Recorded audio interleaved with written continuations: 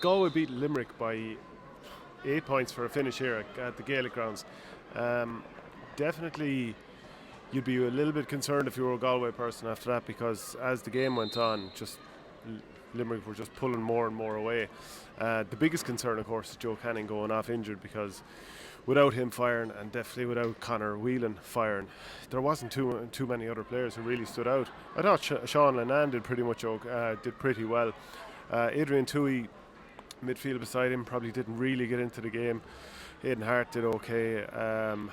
But most of the forwards for Galway, for the vast majority of the game, they all probably had one or two moments that were okay, weren't really in it. Whereas you look at the Limerick side of things, the defence looked solid, just conceding 14 points, and what was it? 1, 2, 3, 4, 5 of those were frees for Joe Canning, and another one from Conor Cooney. Darren O'Connell came on and did well. Aaron Gallan came on, showed flashes.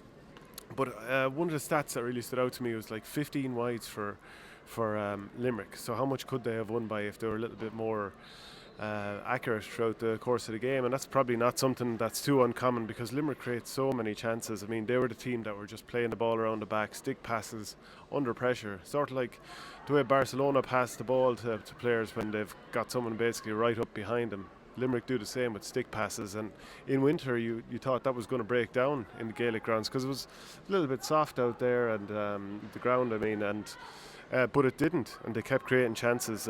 They created 39 chances over the course of the game, probably butchered a few goal chances. I know there was one chance early in the first half, someone hung a ball across and David Dempsey might have been able to get the bat on it. Keeper for Galway, Éanna Murphy, who actually did alright, kind of flapped at that one. There was another one when Graham Mulcahy got through, and TJ Brennan, who actually was one of the few Galway players who quite impressed me throughout a lot of the game. He did very well to sort of split Graham Mulcahy and the man inside him, who was Seamus Flanagan, and Flanagan ended up getting a point. Graham Mulcahy very good over the course of the game. One time in the second half, his burning speed beat Grode McInerney, who was swinging the axe at the time. He got there first and did a beautiful little flick up to get past him and set up a score. Flanagan did brilliantly to set up that goal for David Dempsey, won a ball out wide, hung a ball nicely for David Dempsey, who's brilliant in the air and has shown that for the Piercing over the years, for him to knock one in. The final 20 minutes or so of the game, or even more after Canning went off, Limerick won that by 6 points to 1, and it was just never really in doubt after that. That's not to suggest that Galway gave up. They actually had 2 goal chances after David Dempsey's. One was Jason Flynn was hooked by Dan Morrissey, if I remember correctly. His brother Tom was brilliant, probably man of the match. Just such a leading light in the half forward line. Also, the other goal chance was after Flynn had been hooked. Conor Whelan whipped on the ball, and that was blocked. Thought Conor Whelan was as good as a forward as Galway had again. And the problem is, are they going to find a couple more for the championship? It's not the end of the day. It's the 1st of February.